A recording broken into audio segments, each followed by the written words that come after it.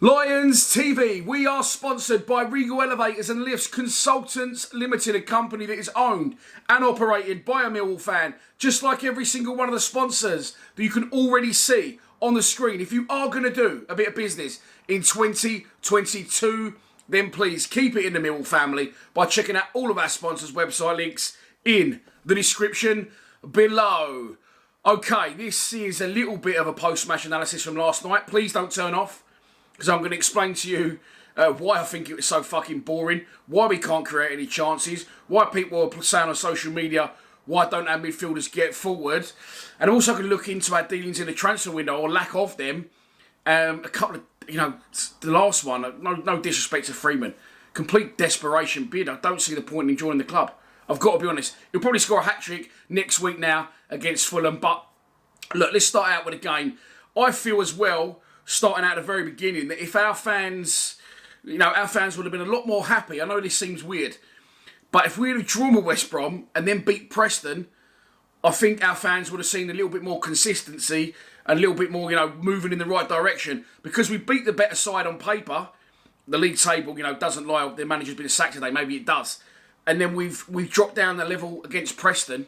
Our fans were expecting a win last night after the West Brom win, and we didn't get it. We didn't actually. The biggest criticism I've got from last night, and it is hard, Preston did come for a draw. They sat behind the ball with 10 men, and that's difficult to break down no matter what team you are at any level. They was walking to take throw-ons after 2-3 minutes, and just generally time wasting. But the biggest criticism I've got is their goalkeeper hasn't had to dive in the 90 minutes. Okay, Bart had to probably dive twice. I think one shot low.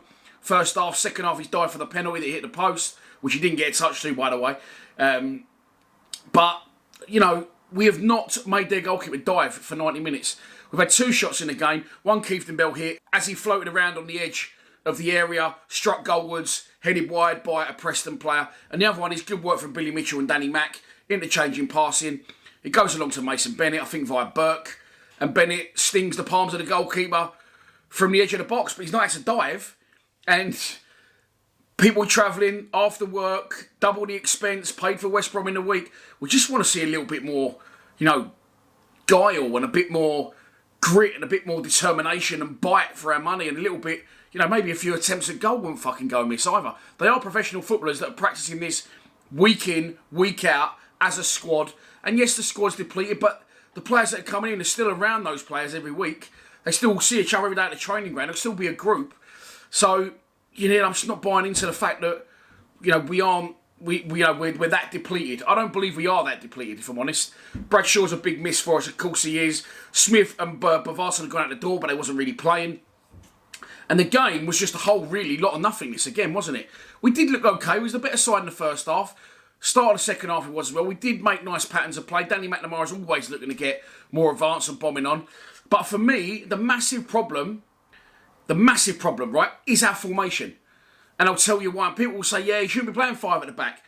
The 3 centre-backs, the 5 at the back, okay, I don't personally like it. I don't agree with it. As I've said in previous videos, we did, if you remember, get away from that and go to 4 at the back. Then he snuck 2 up front. Oh, we've got 2 up front. And then he sort of changed 3 at the back on the slide. No one noticed. But 5 at the back, is enough at home. We should have been going for the juggler against Preston. As I said last night, we've got big games coming up against Blackburn, Queen's Park Rangers, Fulham. Very, very difficult games. So we need to be winning games on Preston to give us that security. Okay, we are 17 points clear of the relegation zone. But this is the biggest problem for me. And when people are saying, why don't our midfielders knock forward passes?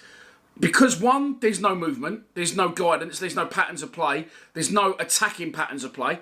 Gary Rowett was a defender. Adam Barrett was a defender. Paul Robinson, the left-back Paul Robinson from West Brom, he was a defender. There's not an attacking influence at the club. As I said, Steve Morrison's gone to Cardiff. Straight away, he's not seen what he's like. He's got to bring in 2 strikers. I know he might concede more goals along the way, but at least fans are going to get value for their money. They've ended up getting both strikers that we were interested in. One we couldn't afford wages-wise in Hugo, and Nick Piazza, who probably may have got. But just not enough intent. I can't work out why we haven't signed a centre forward. I'll get onto that in a minute. But talking about the game, this is what happens, right? we play 5 at the back. Okay, you've got the 3 centre-backs and the goalkeeper. You put Danny Mack right wing-back, Scott Malone left wing-back, by the way, has absolutely gone to pieces. I don't know what's happened to him. Then he plays Keith Bell and Mitchell as 2 holding CDMs. He wants them to hold. I used to go mental about Ryan Woods, but now Ryan Woods' defence, he was playing to instruction from the manager. Then, this is the biggest mistake of all, because if you put a 10, if he'd have put Mason Bennett, for example, in a 10 last night, or Burke in a 10, and Bennett and a Phobie up front, there would have been a lot less detachment between the strikers and the midfield. Because the 2 CDMs are playing to instruction and sitting deep, we then have a Phobie up top by his own, we have Mason Bennett wide left, and Mason Bennett wide right. No, he isn't that good. Burke wide right. There's 2 problems for this, massive problems. First one is Malone and McNamara try and bomb on, and all they do is end up running in. In effect, we've got 2 sets of wingers. All they end up doing is running into Burke and running in to Bennett over the other side. Okay, this is the biggest problem of all, though. A Phobie goes as 1 striker. Teams always try and play out the back. The second the ball is over a Phobie's head, he's out of the game. Not only he's out of the game, Burke and Bennett are so wide that all the traffic then from Preston, from West Brom, from whoever we're playing, is just piled straight on to our 2 midfielders who are already sitting deep. And there's a fucking massive gap. And that is the problem. That also works in the opposite direction, is because we can't get forward. Because they're so deep that they're popping the ball up to a Phobie. And when they do, he couldn't trap a bag of cement, as Peter O'Mara said last night. His touch isn't the greatest. Yes, he works hard. Yes, he scores the occasional goal. I haven't got a problem with a Phobie. Honestly, I haven't. But this is what I have got a problem with. Gary Rowett. 1, for playing these formations that don't work, and the pressure he invites on. For someone who wants to be defensive and not concede goals, I'm amazed how open he is in the middle of the pitch and how much pressure he invites on. I've just said about a Phobie, okay, his touch isn't the greatest, and if his touch was 100% every time, and if he took every chance that he got given to him, he wouldn't be playing for Millwall.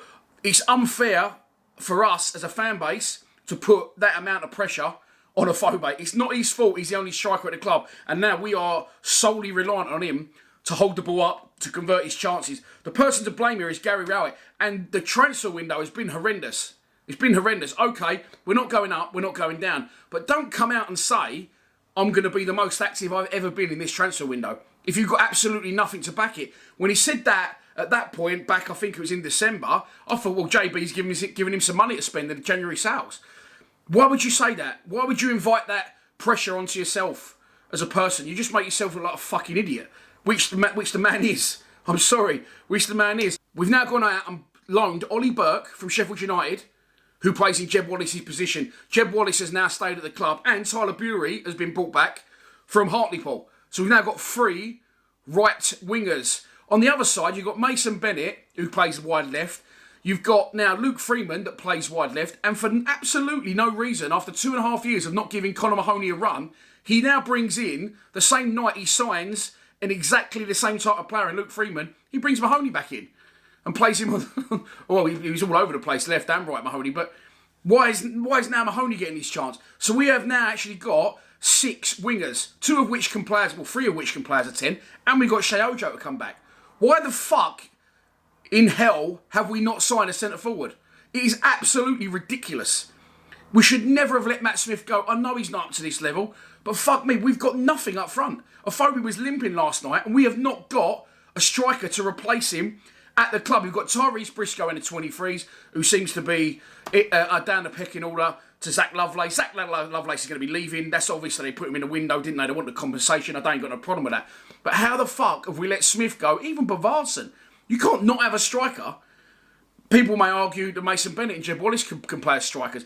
It's just a real fucking patchwork quilt of a shit show, if I'm honest, and I just can't work it out. I don't know why he hasn't signed a forward, especially after, setting off false alarms, making false noises, saying we're going to be doing this in the window. But I'm just amazed. I'm absolutely amazed.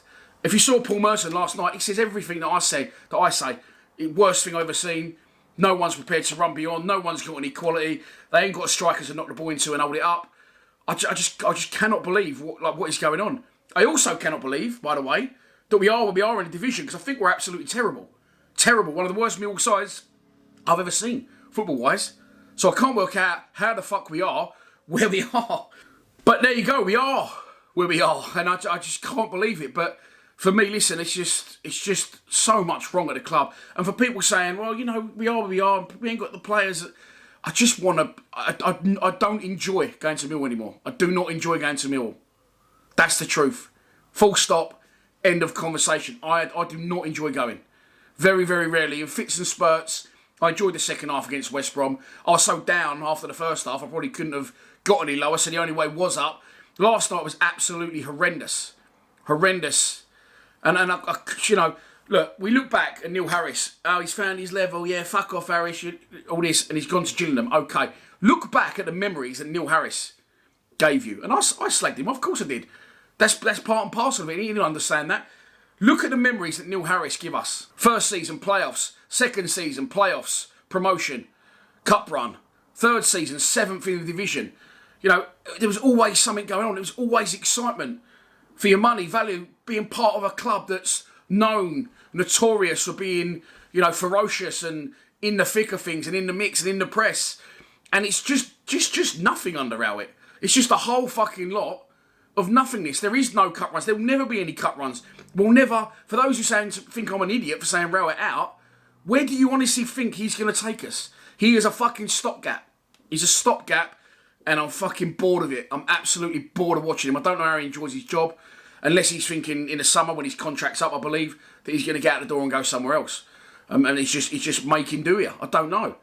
But at the end of the season, Jed's going to go. Mahoney will probably go on a free. Ollie Burke will go back. Freeman will go back. Aphobia will go back. And we'll be left with no side. And he promised to rebuild it, didn't he, in 3 years? So where's all those players? It's not good, honestly. It's really a really poor standard of football. And never more so confirmed to me last night when I see someone like Paul Merson say what he said. He couldn't believe what he was watching. And at times that's how I feel. But anyway, the game ends 0-0. I did a 4-hour stream on Tuesday night, Monday night. We didn't sign anyone. I did a 2.5-hour stream last night and there was no goals. So I won't be live streaming again anytime soon. There is no game this Saturday. But I've got some Lions lounges lined up. And of course we are away to Fulham on Tuesday. I'm not going Fulham. Not going. I've got to work actually. That's the God's honest truth for that one.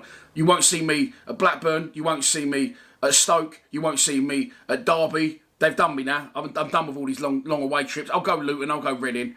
But other than that, I've just been Rowetted. I've been Gary Rowetted. I've just absolutely had enough of this fucking boring. And that's all I really want to say. Please subscribe to Lions TV. Come on, you Lions.